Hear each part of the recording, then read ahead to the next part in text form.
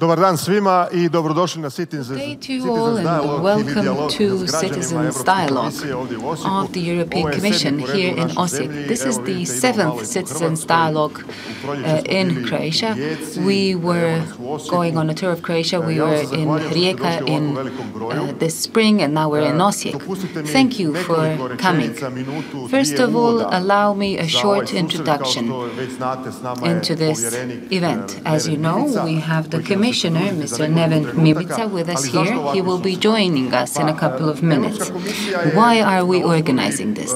Well, the European Commission, established based on some results and some surveys, they established that around 2/3 of EU citizens believe that their voices aren't heard enough in the EU, and this is one of the responses that the EU is providing. The EU wants to renew the trust of the citizens in its EU institutions, and we today will be having an opportunity to talk about these issues with the EU Commissioner for International Cooperation and Development. He was also the Commissioner for the Protection of Consumers. You probably remember this in a previous mandate. You have the opportunity to ask him whatever you wish, not just about the EU, but of course you need to be aware of the fact that he is the best person to ask about EU issues. This discussion is supposed to last for an hour and a half. It's supposed to be an interactive event. In other words, it's supposed to be a three-way or two-way conversation, because in addition to myself and the Commissioner, there is you, and you are important. We have hostesses who will be handing out microphones. We will also be asking you questions, which will be screened here behind me. You can also make sure that your friends see you through live streaming, and your friends can also ask questions because we have an app. The app is slido.com. You see it on the slides behind me. You can use your smartphones to connect to this app. And during our Citizens Dialogue, you will have the opportunity to vote. You can use the app to vote. We will make note of your answers. And I advise you to get ready as soon as possible, because very shortly after the beginning we will be asking you the first question. We'll also give Commissioner Mimica the opportunity to ask you questions. So you too, as the audience, will have an opportunity to answer and to get involved in the discussion. Once again, I'd like to highlight that your questions are crucial. I'd like to remind you that this is a 1.5-hour discussion, so your questions need to be brief so that everyone will have an opportunity to speak. Ladies and gentlemen, the EU Commissioner for International Cooperation and Development, Mr. Neven Mimica.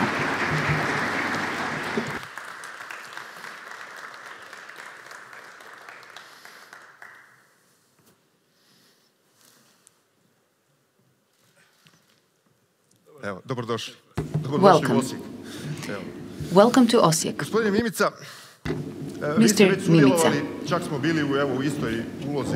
we have already met in a similar situation, and I also worked with one of your colleagues from the Commission in a similar format. I've seen the responses of some other commissioners, and I've heard how many people commented that they really did seem honest when they said that they were there to hear the people, to hear their opinions.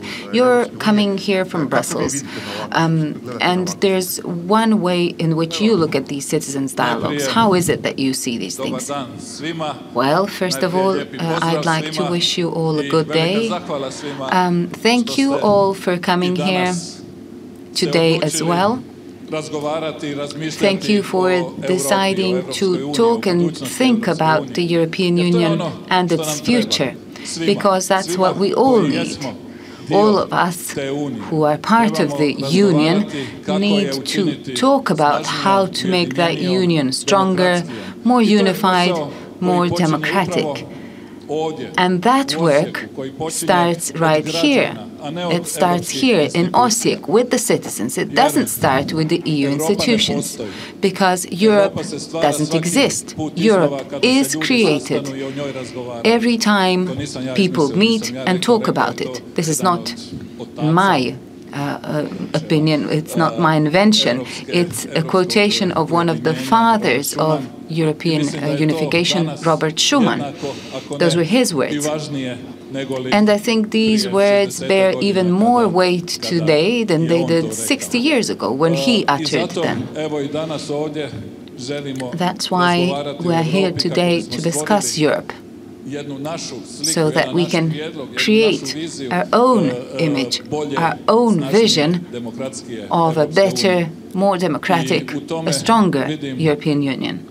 And I see your role as a much greater role in the whole story than my role.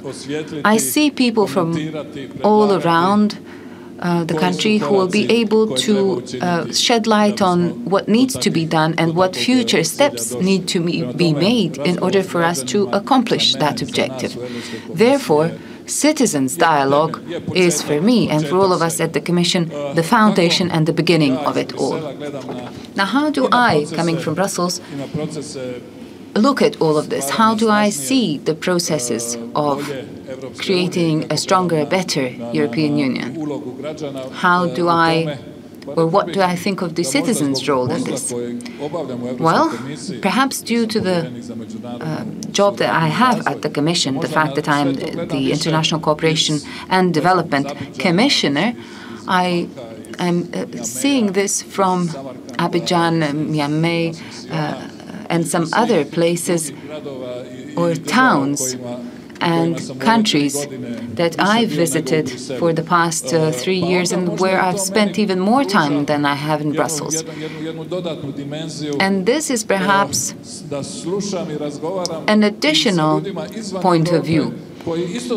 I listen to and speak to people outside of Europe as well. They too are interested to hear about how Europe will work in the future, because they see Europe as an important, strong global partner and global actor.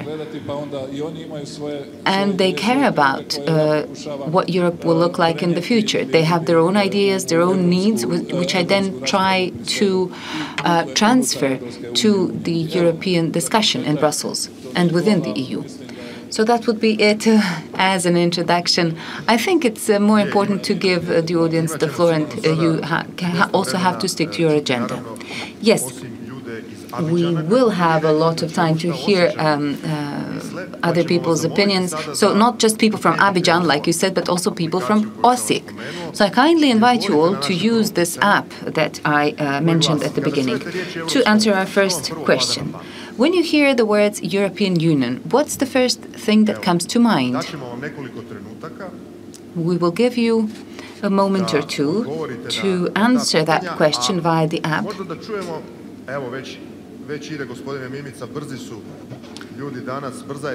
Well, Mr. Mimica, people today are quicker, faster, technology is fast.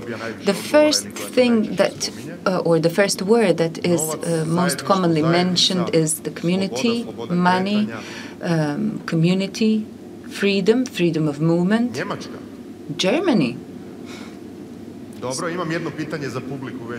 Okay, so I have a question for the audience now that I see your replies. This is interesting.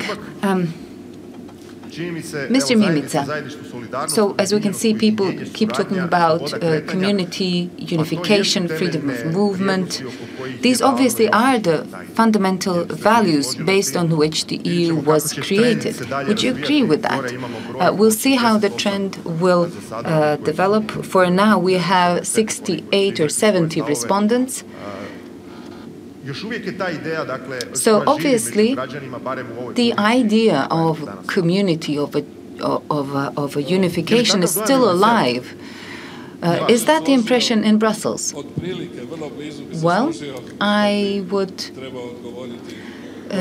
be prone to agree. In fact, this is perhaps the first thing that will come to my mind as well. Or these would be the words. For me, perhaps together is the word that comes to mind first.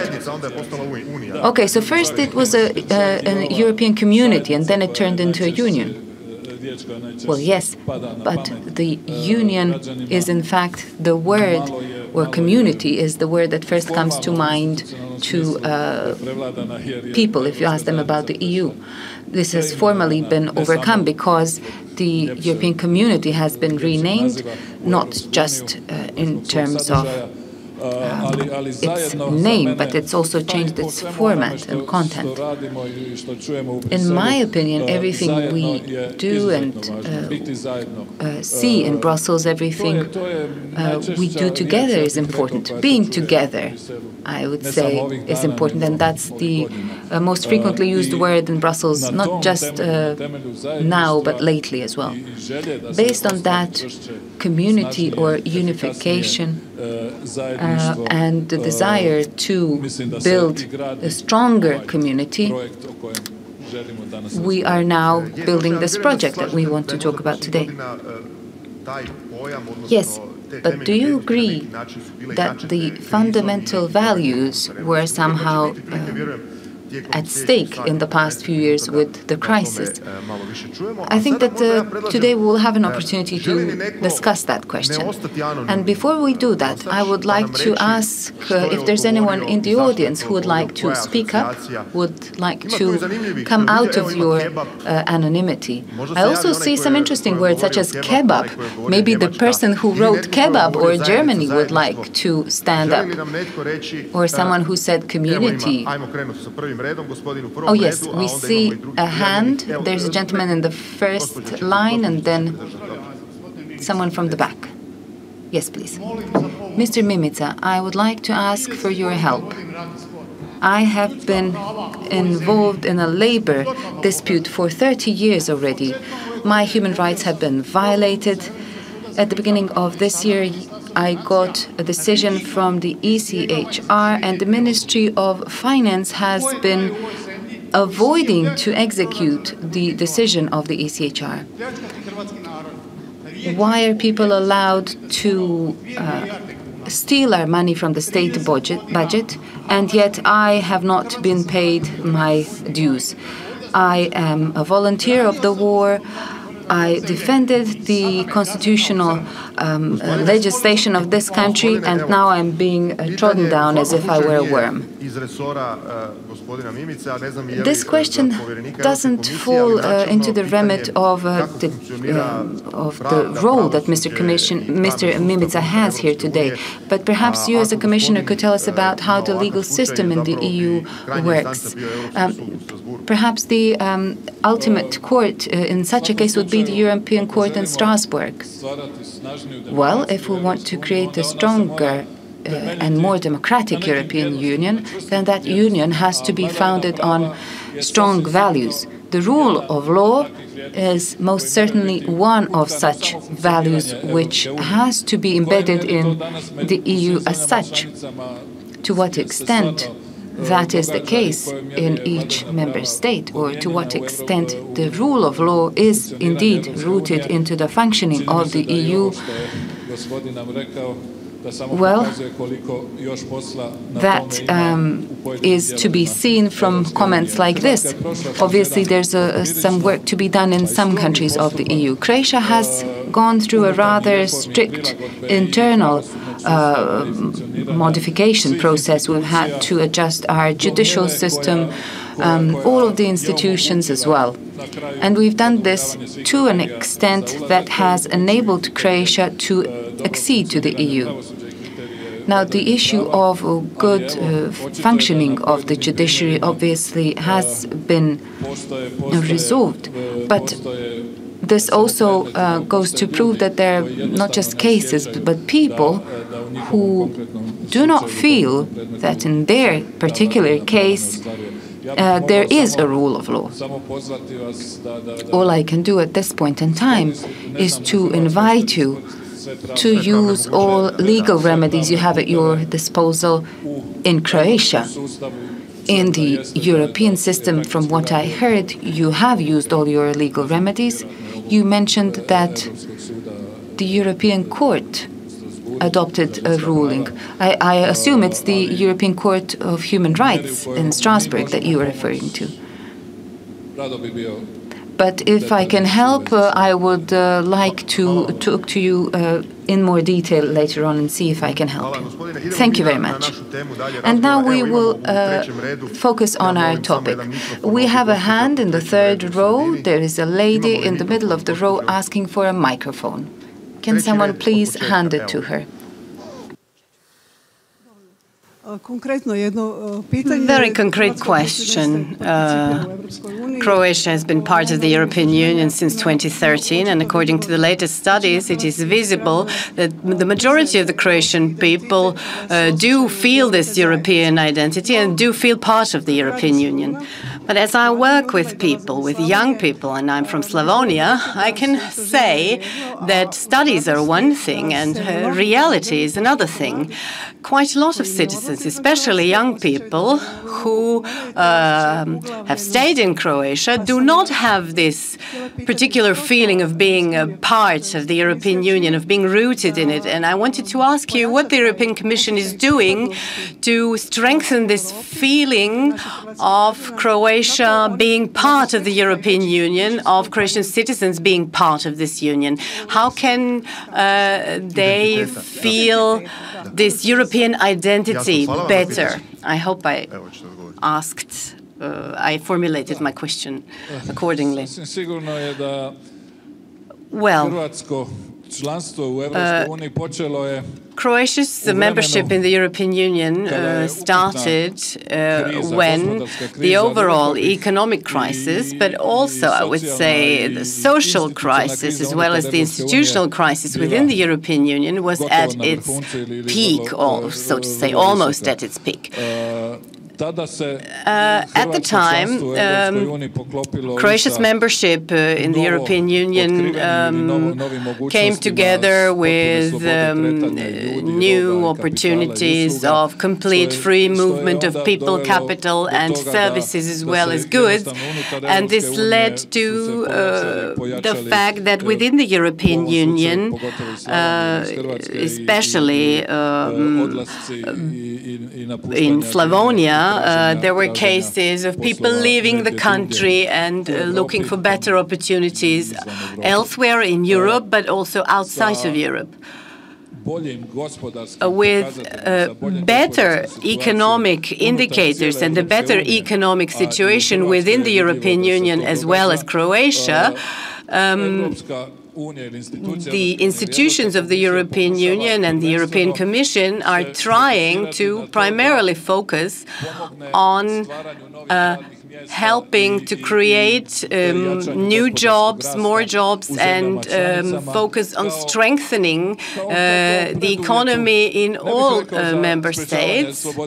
They're not doing so to prevent the free movement of people, but to motivate people to be integrated completely in their background, in their job background, as well as social background in their own countries. And out of that comes the strengthening of the European identity of citizens, citizens who are satisfied, who do have a job, who do have a salary, who are simply people with a perspective of economic and social growth within their country and environment.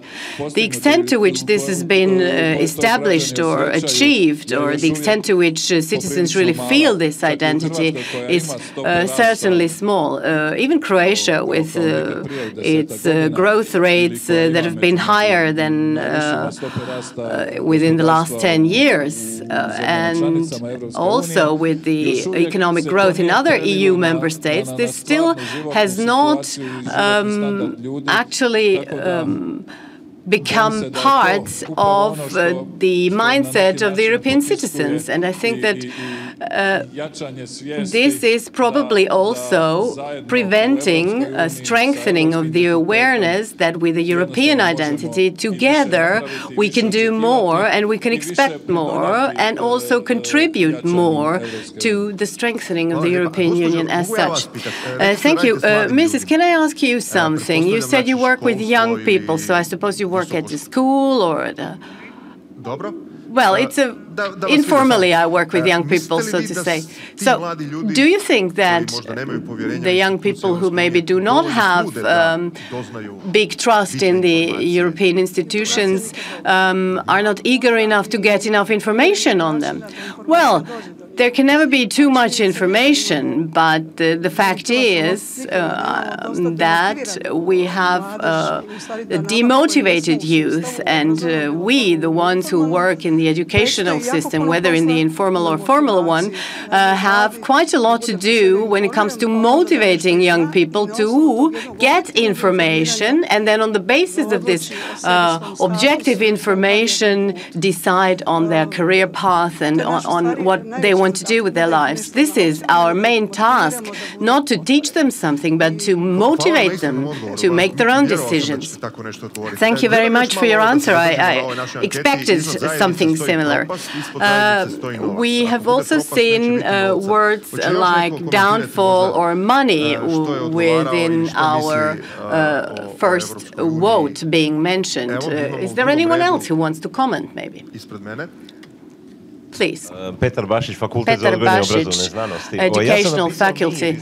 I wrote peace, and probably no one else did so, and therefore we cannot see it on the display. I think that the European Union is based on the idea of peace.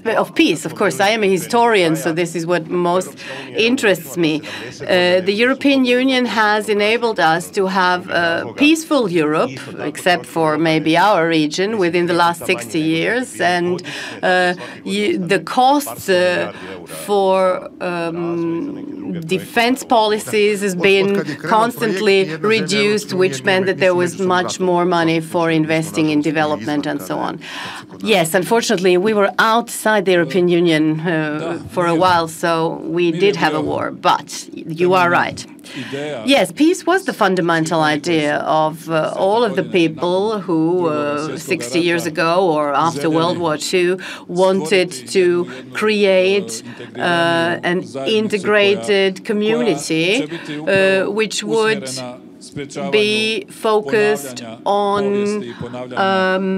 avoiding making the same mistakes and avoiding wars in Europe. And this is why peace should be part of this word game here on the display. It is quite sure that this is probably also one of the biggest achievements of the European Union throughout the last 60 years, this maintenance of peace in Europe. Peace between democratic countries and democratic systems, because often you will hear that there is peace, that there is no war, but that there is maybe a lack of democracy. And yes, the idea of the European Union was peace based on democratic systems. And unfortunately, of course, in Croatia, we have not been so lucky to be part of this creation of a peaceful European Union, because we did have a non-democratic system which was not based on democracy, and which then led, unfortunately, to the only European war, or the only war in Europe within the last 60 years of the functioning of the European Union. But this is definitely the most fundamental determinant or also goal of the European Union for the future, because the Croatian experience shows best that peace should not be taken for granted, that peace is not guaranteed as such and by itself, but that peace is something that we need to work on constantly, among other things, by doing all the things that I already talked about, and this is building a more democratic European Union. Okay, let us maybe move away a little bit from the historic topics to more current ones. Within the last year or two, there have been mentions of different scenarios of the future of the European Union, and we have heard ideas like the two-gauge Europe. We have the initiative of the 3 Cs. We had the big meeting with China plus 16, which were 16 European states. How do you see all that? Is the European Union going through a big transformation, or is this only a way of trying to function within the framework of the old project? Well, I think everyone can have their own strategic visions and projects, but for the European Union, the main vision remains strengthening the community between the states on the basis of what suits the citizens and what the citizens want. And what the European Union is doing at the moment is that after a period of crisis that we have undergone within the last 10 years, and which culminated with the Brexit, that is, with Britain leaving the European Union, is that this makes us think, all of us in Europe, why these things are happening and how we can prevent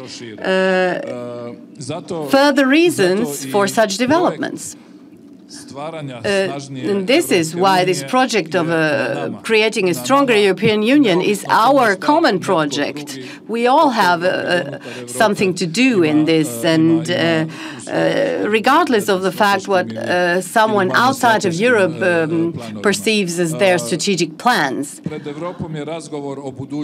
Europe needs to talk about the future of Europe. The European Commission is not only involved in that dialogue and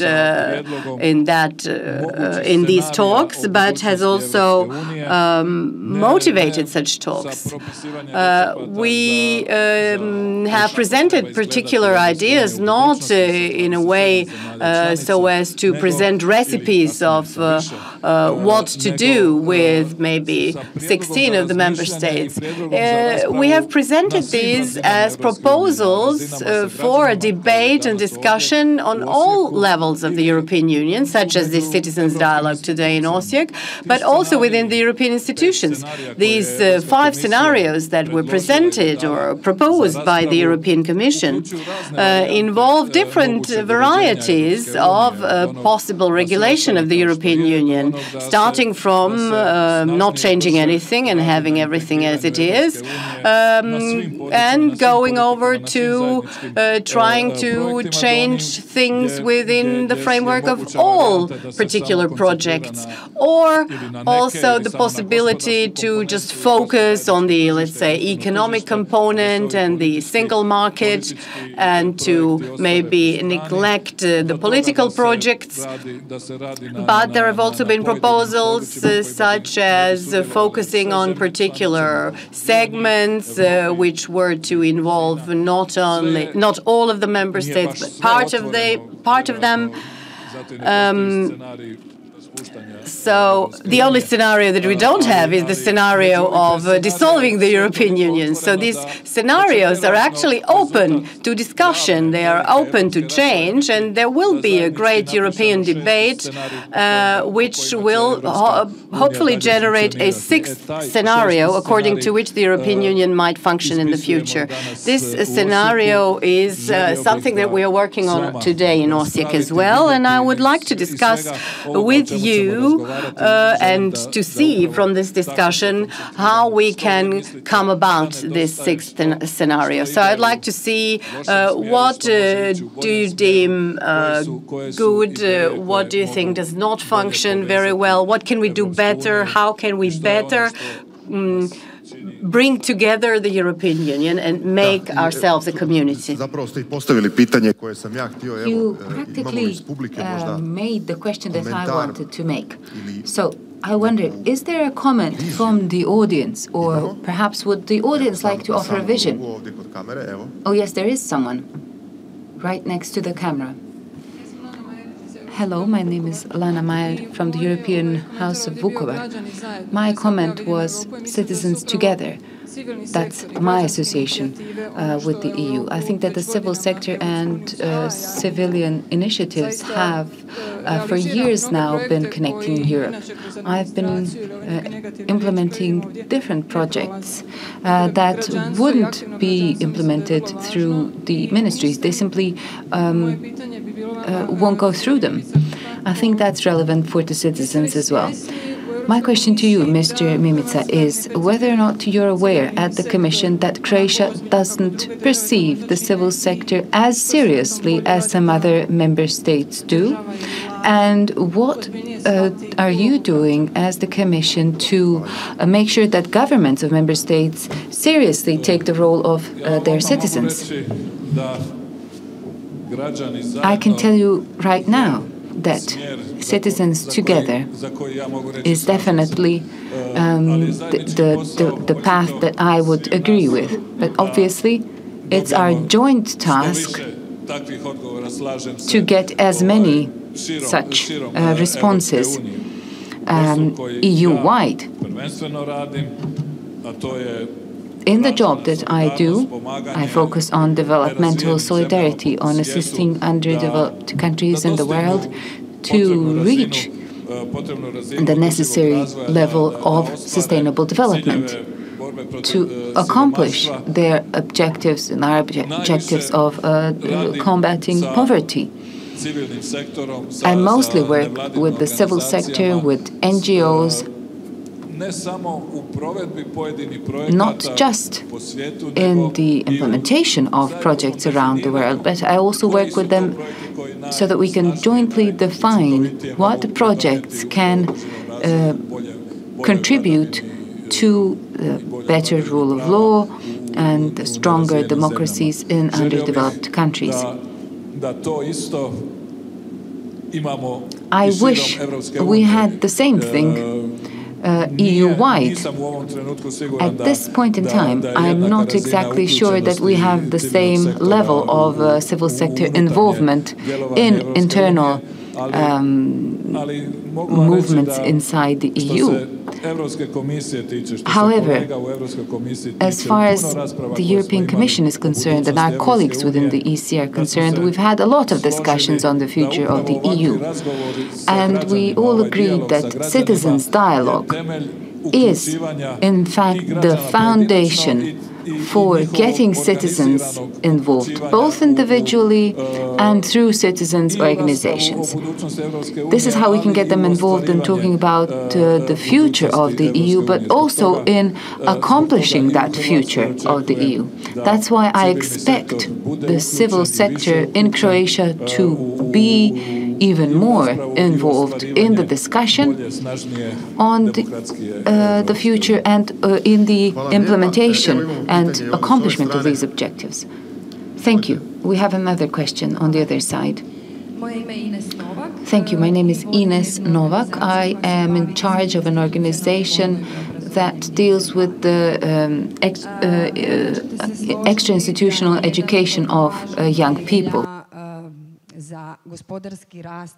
I hope that you will agree that one of the preconditions for sustainable development and growth is education and training. However, if we look at Croatia, we know that we have been faced with an educational crisis of sorts, which is proven by the fact that the educational reform has not yet been implemented, or hasn't even started to be implemented. As far as preschool education and the quality of kindergartens, Croatia also ranks poorly. So bearing in mind and adhering to EU's principles on equal opportunities for everyone and on active citizenship, how can we expect Croatia or Croatia's youth to be active and to head in that direction if we've not provided the foundation they need for that development and progress? Thank you. This is a very specific, perhaps even an internal Croatian issue.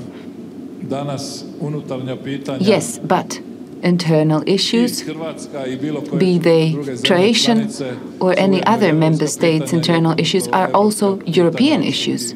And vice versa, European issues are also issues of each member state. However, education is undisputed, and this should be undisputed at the highest level of all priorities. This should be the utmost priority for each member state and a European priority, because the EU should then assist member states in implementing such educational systems which will allow the fundamental push that the society needs, so that the European society would develop in that way. The contents of educational programs are within national competence. It all falls under the subsidiarity principle. It's primarily a national mandate. However, at EU level, at European Commission level, we're trying to strengthen the assistance that we provide in implementing such projects or educational programs. That's why we have Erasmus programs, which facilitate trans-European overflow, if you will, of knowledge and of educational systems. In addition to Erasmus, we have other very specific measures.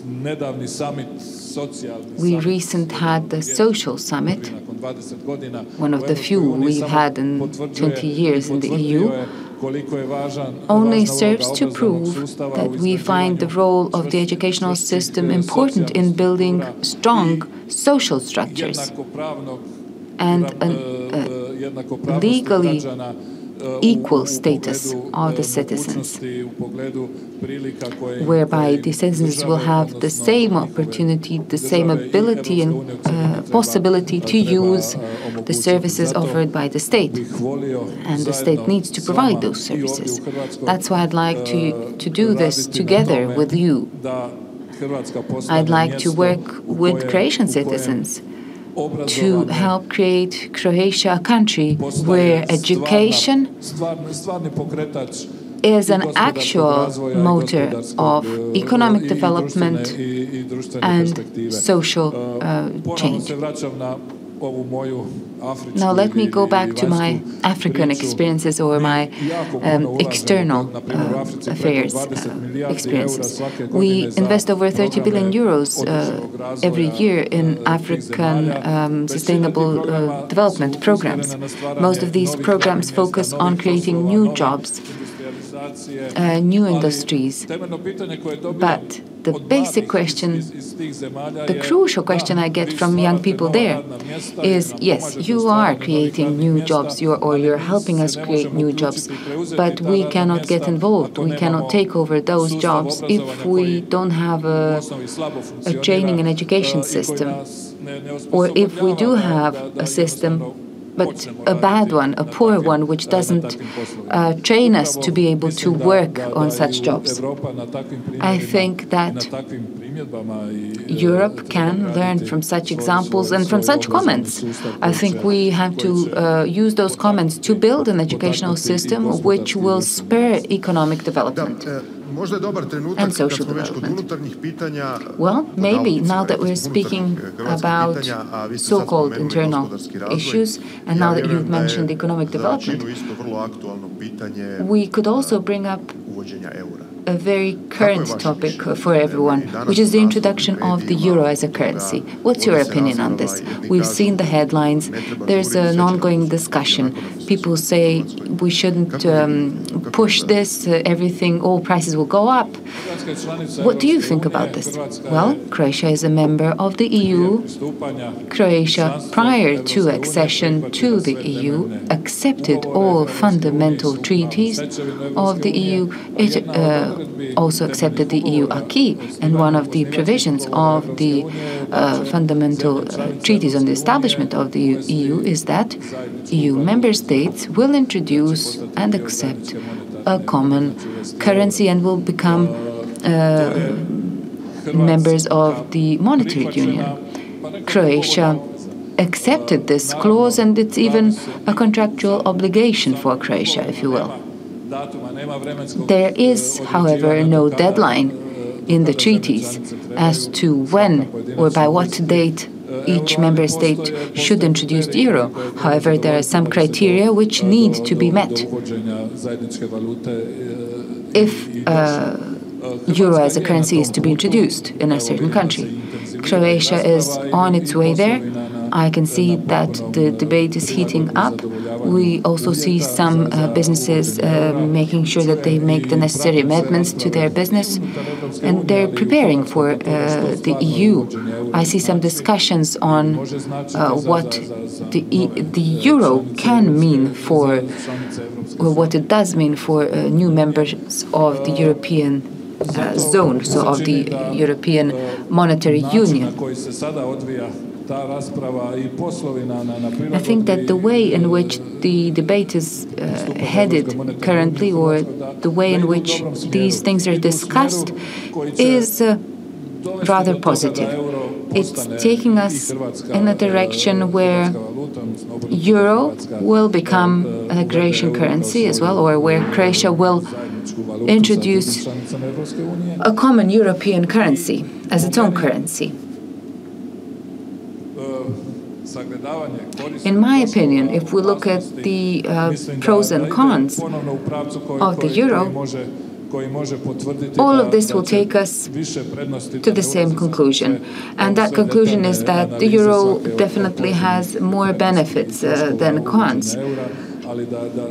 I wouldn't like to go into the details of the pros and cons, but yes, there are definitely several reasons or several specific conditions which could provide Croatia with an opportunity to grow in the Eurozone. It can be more economically successful. In fact, the European Commission, the day before yesterday, proposed a package of measures which should facilitate the inclusion of those member states that are not part of the Eurozone.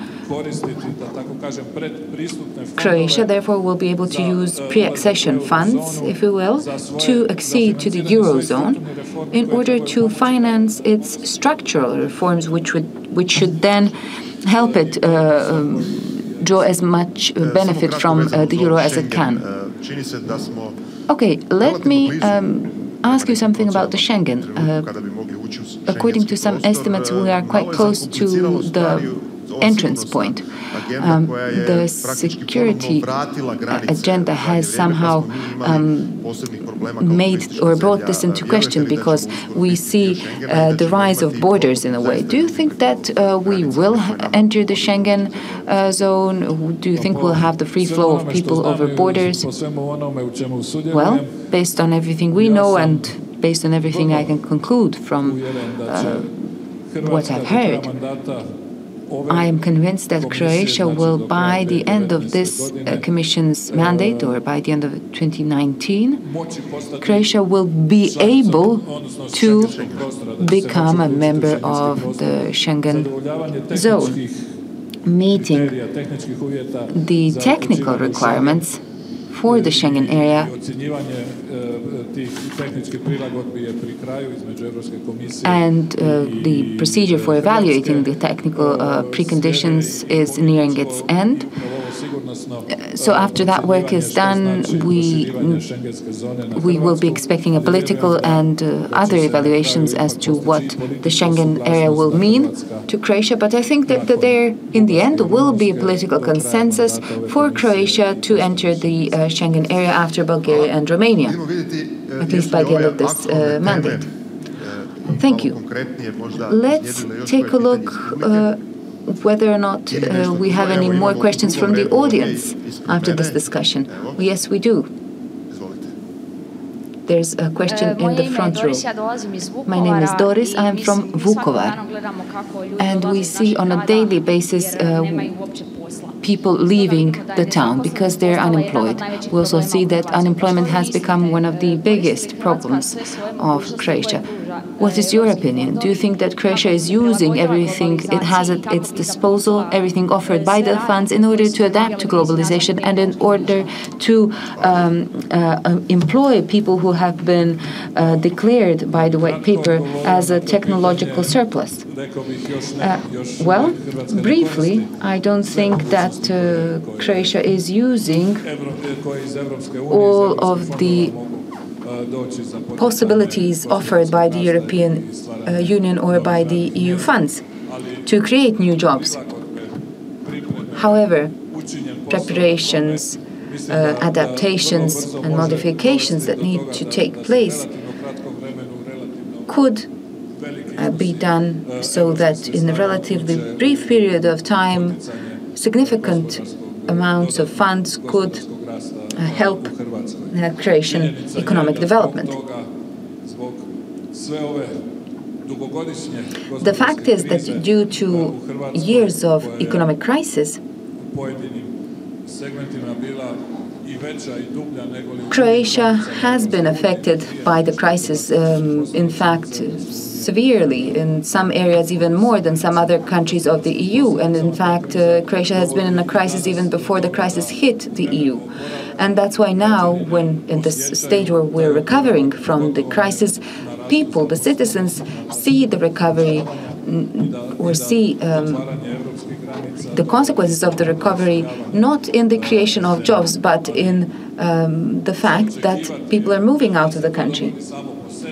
It is to be expected not just that this should take place on its own, but I think that member states need to make the necessary preparations, need to propose projects which would be funded from EU funds.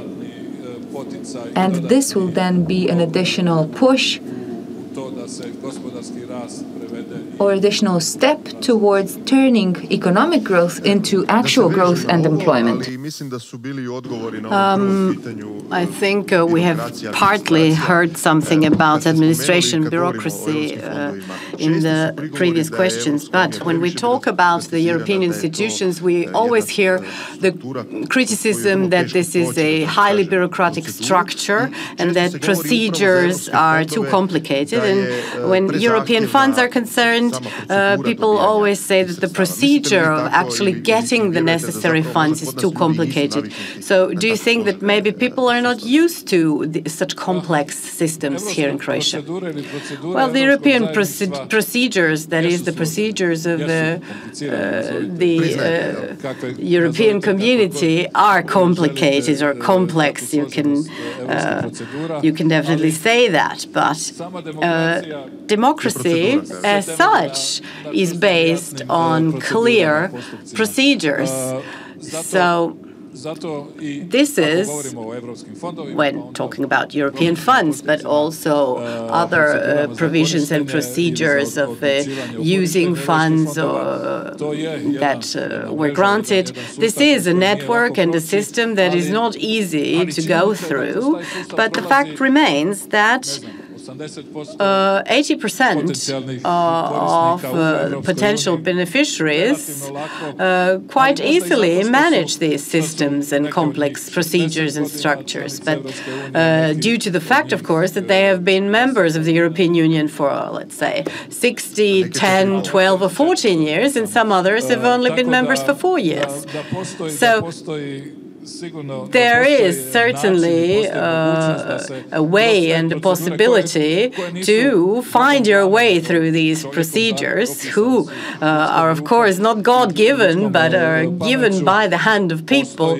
And certainly some of these procedures may need to be simplified even after 2020 in the new financial perspective. So these procedures will need to be tackled, and they will be made more flexible. But in the meantime, in Croatia, and as I can see, the preparations are getting better. There is a way to find your way through these procedures and to get a quick decision on how to use funds. Let's take a question from one of the social networks. How do you imagine Europe in 10 years? A question by Srđan Kečević. Well, in 10 years' time, I think that we not only need to agree on and implement one of the scenarios, or the sixth scenario that I've mentioned, and I think more than that, this scenario needs to be showing in 10 years that Europe with 27, 28 or even more members will be able to confirm its history of a strong community, of strong integration, and a history that shows that together, integrated with synergies that are generated by this community, you can achieve something quicker, better, and more efficiently than you could as one national state. 10 years is quite a long period of time. We are in times of quick changes. Things change very rapidly, and the European Union will have to adapt to such changes and developments. And in 10 years, we will. It will not be important how the European Union functions and how many legal texts we have, but we need to have a European Union that is a European Union where the citizens use all the benefits of the European Union for themselves, either in a political context or an economic one. There is a question from the first row. I am from the Faculty of Economics in Osijek. Thank you very much for coming to Osijek, Mr. Commissioner. I think that this is a good sign for our students. My question is going to be a slightly personal one. After your quite big experience within the European context, I talk to my students quite a lot about the opportunities of the European Union, although I'm aware that there are negative effects. With all the knowledge and experience that you have gathered when it comes to European integrations, what would you do, and which opportunities would you create for yourself? Would you use the benefits of Erasmus Plus if you were a student graduating at the moment with the knowledge that you have now as an experienced politician? Very good question.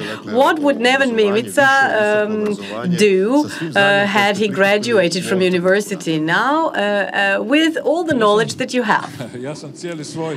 Well, I have spent all my career, all my professional life in public administration, so to say, later also in politics. And I think that for a new, stronger European future, if I were to take part in it from the very outset of my career, I would not repeat the career I chose. I think that a more integrated, stronger and more unified European Union provides much more opportunities to the ones who want to work on their own entrepreneurial projects, who want to get involved actively in things and projects. So, for example, talking about startups, someone who has a good project and wants to promote it through a startup, partly with their own money and maybe partly with European support and European funds. This is definitely, I think, a path that would make me more satisfied in this case than the one that I have actually chosen. Of course, provided that things are functioning in Croatia as well as the European framework. But I am convinced that this is going to be the case, because things are functioning and procedures are functioning in a big part of the European Union. And the economy is functioning in a big part of the European Union. So the advice would opt for entrepreneurship. Take the initiative. So you would be Startup Mimica, maybe. Yes, you should try to really trust yourself and put your faith in yourself and your strengths. Okay, we have another question. Hello, Verica Jovanovski is my name. I would like to ask a practical question regarding your experience within the European Union. Do we all have an equal status, all the countries, the Western member states as well as we from the Eastern part?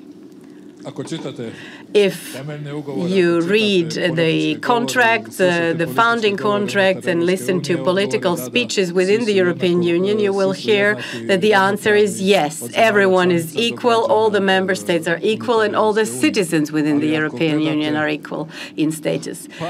But if you look at it from the perspective of the European scenarios for the future of the European Union, for example, or if you have a look at the new plan that we in the European Commission launched, and which aims to create a stronger, more unified and more democratic European Union, which would enable or make possible a real equality of the member states and its citizens, then it becomes obvious that this kind of equality is not in place at the moment and has not yet been achieved.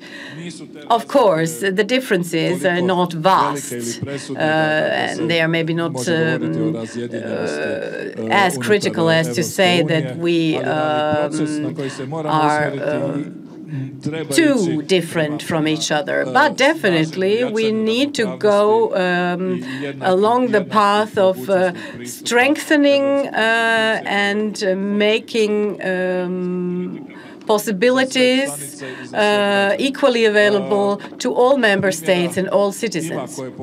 There are examples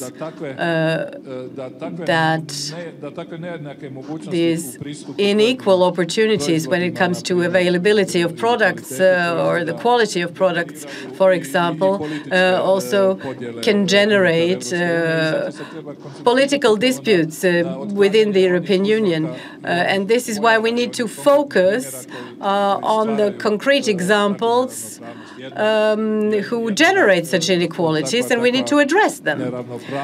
One such inequality, which has also been pointed out by President Juncker in his speech on the State of the European Union, is the inequality in the access to equally high-quality products in the member states of the in the older member states and the member states of, let's say, the eastern parts. Here we have the member of the European Parliament from Osijek, who has actually really been addressing this point and who has brought it on the table and shown that we need to tackle this and that we need to tackle equal possibilities and equal rights for all citizens of the European Union. Yes, I can witness that because I have been following the work of the European Parliament for the last year, and I can say that this has been quite a huge issue within this debate. Hello, Stjepan Ribic. I am the manager of the Regional Development Agency here. When it comes to EU enlargement, we have neighbors, Serbia, Montenegro, Macedonia, Kosovo, and so on. Can you say something about that? When this European Commission started working at the end of November 2014, among the 10 political priorities that were defined by Jean-Claude Juncker, the President of the Commission, enlargement was not an issue. There was, even more so, a clear message that there would not be any further enlargement of the European Union. And this is a fact. There will be no enlargement up until 2019. But it is obvious that we in the European Commission have realized that we can not just say that and do nothing else about it. And this is why the speech from September that Mr. Juncker held in the European Parliament defined and activated the negotiation process related to the accession of new member states. The standpoint of the European Commission today is that there will be no enlargement up until this mandate of the Commission, but the Commission will do everything it can do to accelerate the negotiations and to make the question of new member states and EU enlargement an issue that is back on the table, because we cannot maintain peace and stability within the European Union and at the borders of the European Union if all the candidate countries do not meet the conditions and eventually become members of the European Union, because membership in the European Union is a guarantee for lasting stability of Europe and, of course, the neighboring countries of the European Union, which are the neighboring countries of Croatia at the moment. So in February, the European Commission will give a new assessment of the issue of EU enlargement, how it can be accelerated, how it can be improved, also how the individual countries are doing and where they are on their way to the European Union, and to maintain these 6 countries on their path towards the European Union. There are some who have made more progress, such as Montenegro and Serbia, for example, but it is also important to activate and motivate, especially Bosnia and Herzegovina, Macedonia, and to bring European integration processes back on the table in these countries, so as for all the 6 candidates to become members as soon as possible. For us in Croatia, this is definitely a guarantee that everything that happened in the 90s will not and cannot be repeated. Thank you very much. So I have several questions from the social networks. In fact, one of those questions I intended to ask. How did you perceive Brexit, and how do you perceive the ongoing negotiations, which apparently aren't going in the expected direction? Actually, I don't know what the expected direction could be if we've never had this situation before. Well, the Great Britain or the UK, or most of their citizens, decided to take an extreme step once they were faced with certain problems which they deemed were slowing down their progress or the development of the UK within the EU framework. Obviously, their estimates were that the EU is not ready to talk, to negotiate internal reform, or wasn't ready to discuss a different or stronger internal order, which would then go in favor of all member states and also in favor of the UK, which would then be able to profit from the synergy of the European Union. All other remaining 27 member states regrettably had to accept that decision of the majority of UK citizens, but they also had to respect the will of the majority of the UK citizens. Negotiation process. Yes, the negotiation has begun in line with the treaties on the establishment of the EU. We need to negotiate both the accession and the departure from the EU. And as it seems, I think that today, in fact this morning, the negotiating teams of the European Union and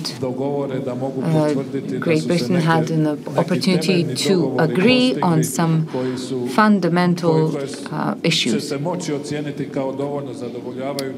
These will be probably evaluated as sufficient enough to head towards the end of the negotiating procedure, and finally, in agreement with all of the previously taken on obligations, Great Britain will be excluded from membership in the EU by 2019 or by April 2019. However, one thing that I find the most important in Brexit as process is that the EU needs to learn something from it. We need to learn a lesson. We need to find the answer and learn a lesson from the fact that one member state decided to leave our union. And based on that lesson, we need to consider the future scenarios for Europe, the scenarios for EU strengthening, so that 27 member states could actually see a full benefit from EU membership. And in fact, I think this could be used as an opportunity to implement some of the reforms that the UK insisted on. Well, do you think that the UK would then change their mind? Accession or exit is the free will of the citizens. Yes. We had also an interesting question on the social networks concerning the Croatia's presidency over the EU in 2020. This will be interesting for all of those who will be operationally involved in Croatia's presidency, but I'm wondering, do you think that the preparations in Croatia are going in the right direction, and how do you think this could affect the perception, citizens' perception of the EU in Croatia? Well, we know that the preparations have started. We know that all countries that presided the Council of the EU so far, at least 2 or 3 years in advance, practically had to have all of the structures, the plan and the strategy for their presidency. This included both the areas of interest that they wanted to promote or focus on resolving, and this also included internal structures which would help or facilitate their presidency so that the negotiations at EU level could be directed in a certain way, or so that certain policies could be promoted. This is the first time that Croatia is doing this. This is the first time that Croatia is preparing for presidency over the Council. And in 2020, in the first semester of 2020, when it takes over, I think it will be ready. I think that in the 2 years to come, we have just enough time. I don't think it's too lengthy a period. I think it's a sufficient period to define the priorities of the presidency and to prepare and elect the people and structures which will make the presidency a strong promoter of European identity or of European community, unity in which Croatia is taking part. I think that this will make Croatian and European citizens aware that Croatia too, just like any other member state, knows how to direct European policies during its presidency. I'd just like to add one more thing. As much as there was doubt about the ability of new member states to organize the presidency, I can tell you from my experience as part of the Commission, I can tell you, in fact, that Malta, Latvia, Lithuania, Estonia, younger member states have presided since I've been commissioner, and I can tell you that they've done a great job. In fact, they've done some things that haven't been even thought of or hadn't been even legally possible in previous mandates. Well, thank you. And I just saw a question which could be connected to your comment on how you would have maybe opened up a startup if you were 20 nowadays. There's a question from someone who's watching us probably live stream. And the question goes, do you think that entrepreneurs are informed enough in Croatia about the support provided by the EU? Do you think that the startup Mimica would know everything it needs to know in order to use EU funds?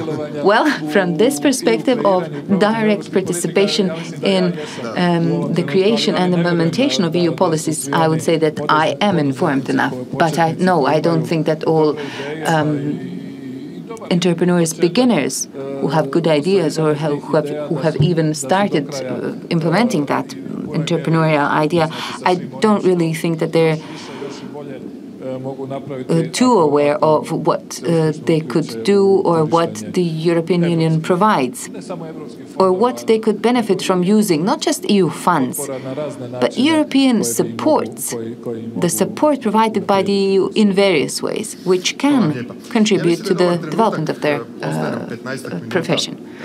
I think this is a great opportunity or a great moment for me to ask our audience the second question. We have 15 minutes left, so I'd like to ask you all to go to Slido. Our second question is, do you think that EU membership has a significant impact on Croatia and on your life? 3 possible answers are offered. Okay, so obviously people who think that yes, they have a significant impact on Croatia, those people are the quickest. We will comment the answers when we get them. Mr. Mimica, as we await the results of the audience's answers, is there anything else you'd like to comment? Or is there a topic we haven't touched upon? We have 15 minutes left. I found it very important from the very beginning to make sure that during this dialogue we shed some light on at least one thing that could be improved at EU level.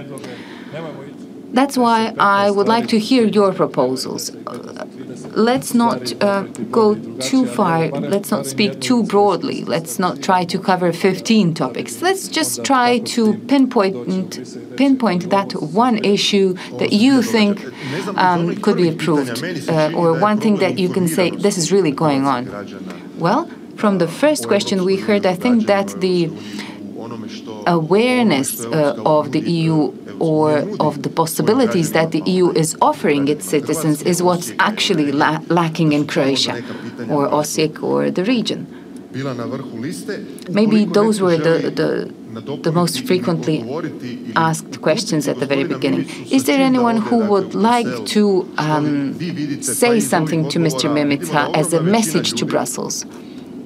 Well, we see that around 4/5 of the audience here thinks that EU membership has a great impact on Croatia or on their lives. Maybe some of you from the audience would like to comment that. Okay, we have two hands. There is a lady in the second row who would like a microphone. Emira Miščanček. I'm a professor. I teach at the high school in Slavonski Brod. And I actually wanted to ask Mr. Mimica concerning this issue that you mentioned, information and awareness raising on EU in Croatia. I think it's a huge problem. Do you think that the work of MPs and commissioners is sufficiently transmitted here in Croatia? Because people are not aware of that. Croatian National Television, HRT, which we all co-finance as citizens, doesn't have a single show dealing with the work of the European Parliament or with the work of the European Commission, especially during those crucial hours of the day when people mostly watch TV. We don't know enough about the EU. Are you aware of how our authorities keep track of EP's work, or are we going to have to wait for the parliamentary elections for your awareness campaigns to intensify? Well, I agree. Information levels or awareness-raising levels on the EU as such and on its functioning is insufficient. And its functioning is directly related to the way things work in Croatia as a whole. I haven't seen any specialized shows or programs on TV specialized in terms of the EU or EU events or the way that the EU functions.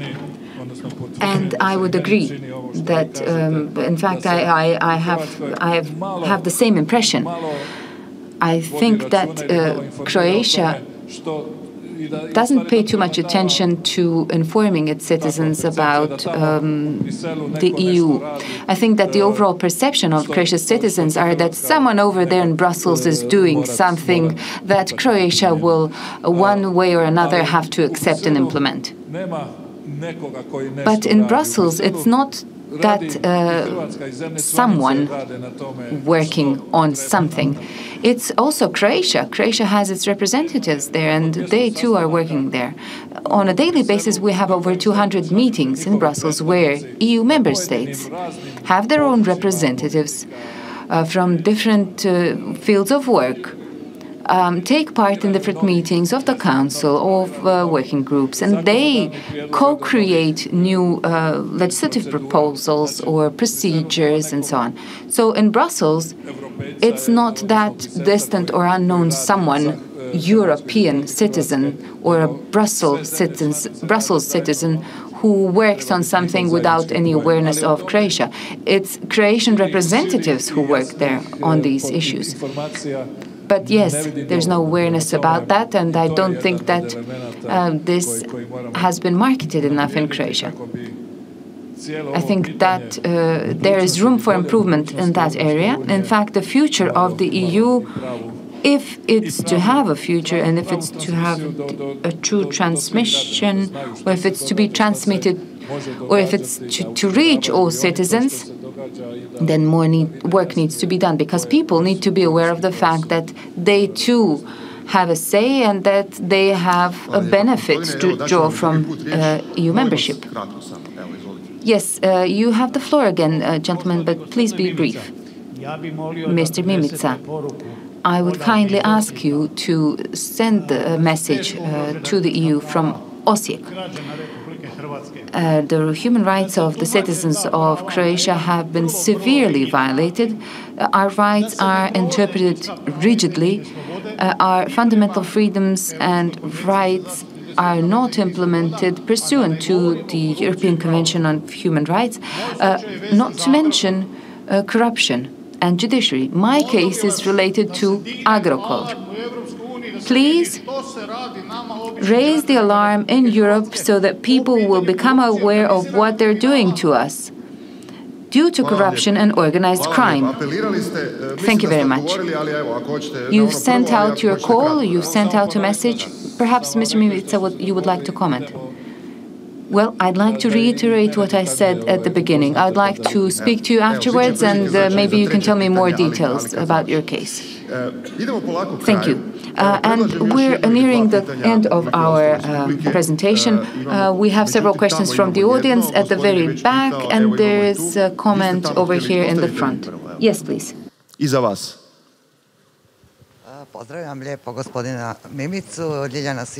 Hello, I am from the Faculty of Law of the University of Osijek. I would like to defend this question of citizens being informed. I have to say that in Croatia we have 13 or 14 European documentation centers, and these centers are at the disposal to all the citizens, and I am part of one of such centers, and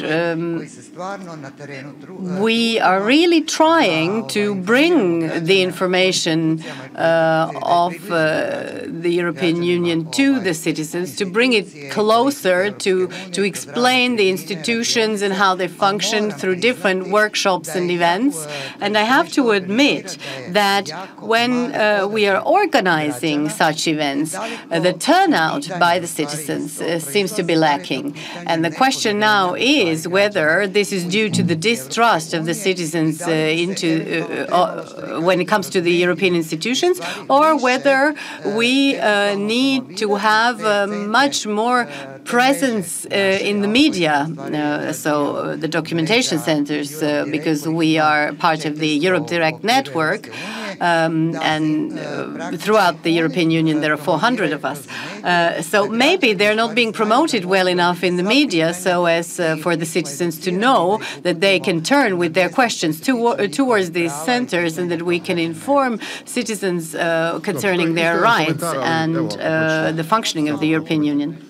Yes, this was also a comment, but you can comment on that shortly, Mr. Mimica, of course.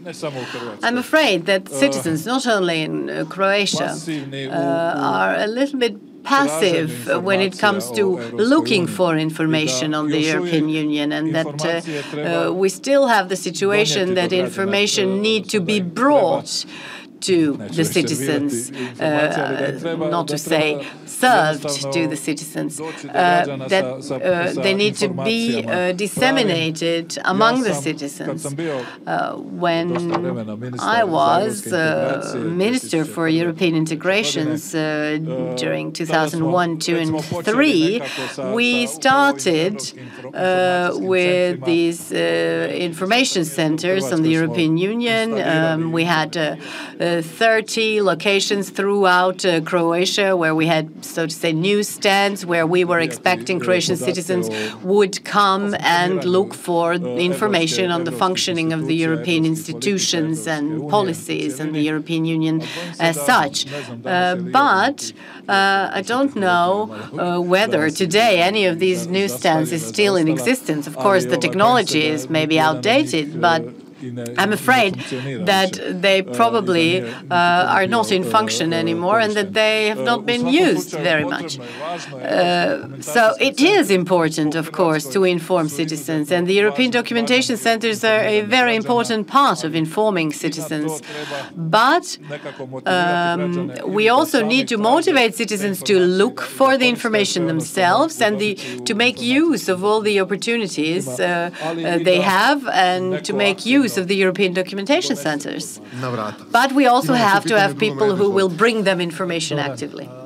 Hello, Tomislav Kalacic from the European House in Slavonski Brod. I have two questions, very short ones. The first one is related to your profession, that is, to your main concern when it comes to the quality of products. So what is being done in the European Union when it comes to the quality of products, or equal quality of products, as we have seen? Nutella, for example, is a product that is of a different quality in Germany and Croatia. The second question is related to the quality of air. I am from a city which is very polluted, Slavonski Brod, and which is being intoxicated by a neighboring state, by a refinery which is in the hands of Russian owners. So what can we do to also be a union of climate change and of pure and clear air? Yes, equal quality for and equal products for all European citizens is definitely an issue that has become a political issue also when it comes to equality within the European Union as such. And I think that we can expect and know that we can expect that the European Commission will very soon address and regulate this question much more in much more detail when it comes to equal quality of products for all citizens, for example. A few years ago, when I was Commissioner for Consumer Protection, we launched this issue, and I think that now we have put this question into the center of the public debate, but we have not been able within this year, a year and a half, while I was Commissioner, to address it well enough and to make clear to all the stakeholders that it is not only a question of the ingredients of a particular product, but that it's also a question of the equality of the citizens in the European Union. So it needed a little bit more time to raise awareness on this issue and to bring it to the level it is now, and to bring it to a level where it will be regulated with legislation, which is about to happen. Also, there are, of course, already pieces of legislation in place regulating within the European Union standard criteria for the quality of air, for example, and this is one of the big obligations of the European Union that has been addressed and is one of the main criteria when it comes to the protection of air pollution. But the realization is within the competence of the member states, which means that every member state needs to take the necessary action to protect the quality of the air within their territory, and to actually have air quality levels that are prescribed and regulated by EU legislation. Of course, in Slavonski Brod, the case is obvious that this is a neighboring country which is actually affecting the quality of the air in Slavonski Brod. And I think that that we need to do much more, and that this should not only be an issue between Croatia and Bosnia and Herzegovina, but also a question for the European Union.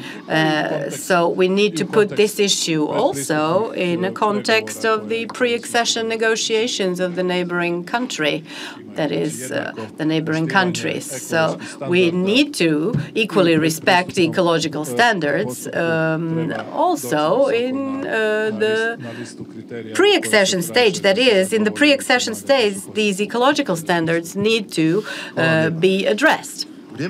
Thank you very much. Our time is up. I will give you a few minutes to draw a conclusion. What are you taking with you from Osijek, and what are you going to share with your colleagues? You said that you wanted to hear something new, that you wanted to see how people perceive the European Union.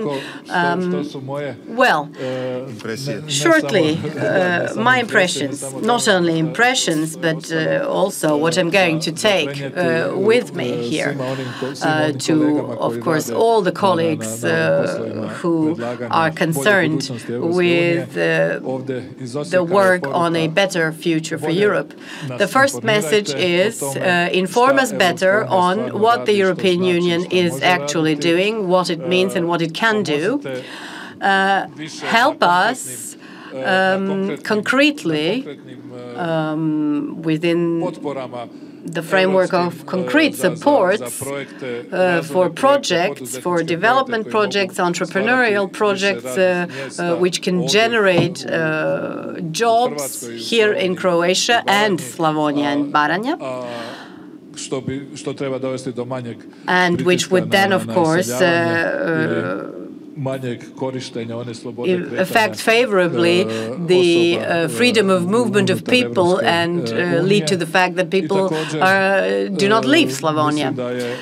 And I think that I have also got the clear message: involve us, citizens and the civil sector, in your actions, but also in your debates and thoughts about the functioning of the European Union, because this is not only the job of the European institutions in Brussels, but this is also the interest and the job of the citizens in Croatia and all over the European Union.